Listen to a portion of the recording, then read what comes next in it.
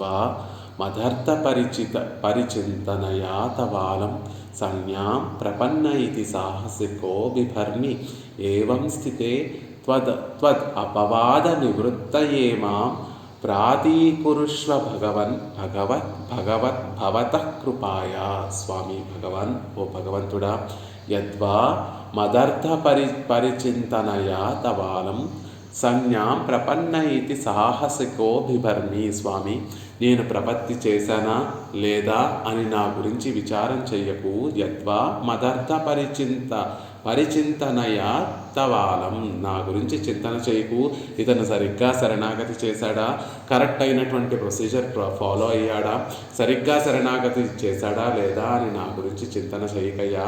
సంజ్ఞాం ప్రపన్న ఇది సాహసికో బిభర్మి, నువ్వు అలా తలుస్తావనేటటువంటి విషయంతోనే నీకన్నా తెలివైనటువంటి వాడిని నేను సరిగ్గా ప్రపత్తి చేశానా లేదా అని నువ్వు చింతిస్తావనేటటువంటి సందేహం కలిగి సాహసంతో నా పేరే ప్రపన్నుణ్ణి అని పెట్టుకున్నాను.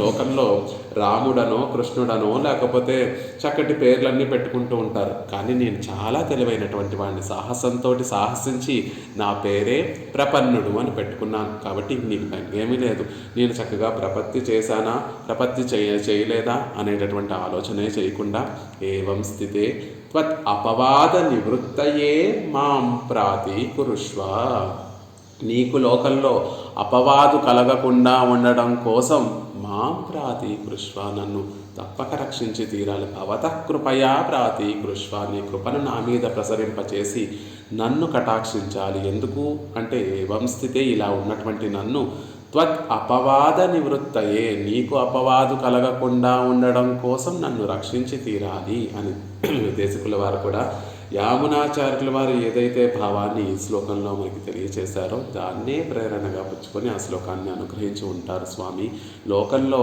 ప్రపన్నుణ్ణి శరణాగతి చేసినటువంటి వాడిని నువ్వు రక్షించలేదు అనేటటువంటి అపకీర్తి నీకు కలగకుండా ఉండడం కోసం భవతః కృపాయా ప్రాతీకురుష్వ, నా మీద నీ కృపను ప్రసరింపచేసి నన్ను రక్షించాలి సుమా అని అంటున్నారు ఒక శ్లోకంలో.